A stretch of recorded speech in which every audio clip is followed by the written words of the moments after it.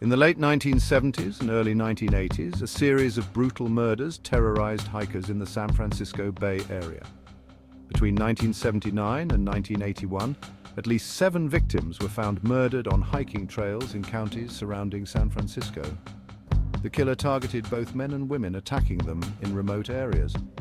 The murders were marked by their brutality. Victims were shot at close range, and some showed signs of sexual assault. The killer's method of surprising victims on isolated trails earned him his ominous moniker. As the body count rose, fear gripped the Bay Area. Hikers were warned not to trek alone, and many avoided the trails altogether. The break in the case came in March 1981, when a would-be victim escaped and provided a description to police. This led to the arrest of David Carpenter, a 50-year-old industrial arts teacher with a history of violent crime. DNA evidence and ballistics eventually linked Carpenter to the murders. In 1984, he was convicted of 2 murders in Santa Cruz County and sentenced to death. A second trial in 1988 resulted in convictions for 5 more murders in Marin County.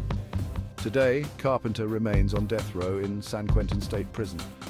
The case of the Trailside Killer serves as a chilling reminder of the vulnerability of isolated outdoor areas and the importance of public safety in our natural spaces.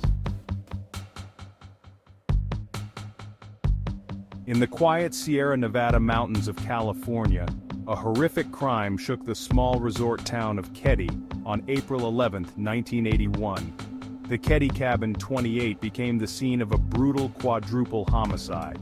Inside, police discovered the bodies of a mother, her teenage son, and his friend. The woman's young daughter was missing from the cabin. Her remains were found 3 years later, 100 miles away. Shockingly, 3 younger children were found unharmed in an adjacent room, having slept through the violence.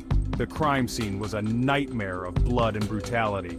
The victims had been bound with electrical wire and tape, then attacked with a hammer and a knife. Despite an extensive investigation, the case went cold.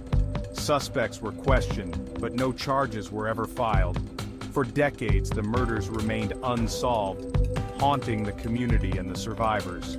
In 2016, new DNA evidence brought a glimmer of hope, but the case remains officially open.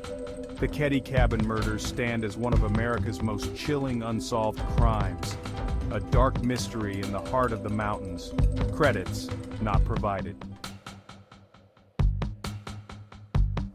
In the 1960s, Nahanni National Park became the setting for a series of gruesome discoveries.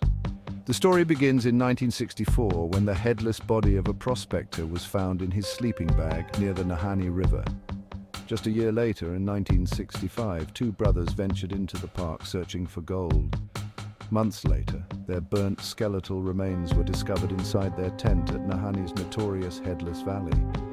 These grisly finds, along with other disappearances, gave birth to the ominous nickname Headless Valley, and sparked numerous theories about what might be lurking in the vast wilderness. Official investigations suggested mundane explanations like animal attacks or accidental deaths. Despite extensive searches, the true nature of these deaths remains a mystery.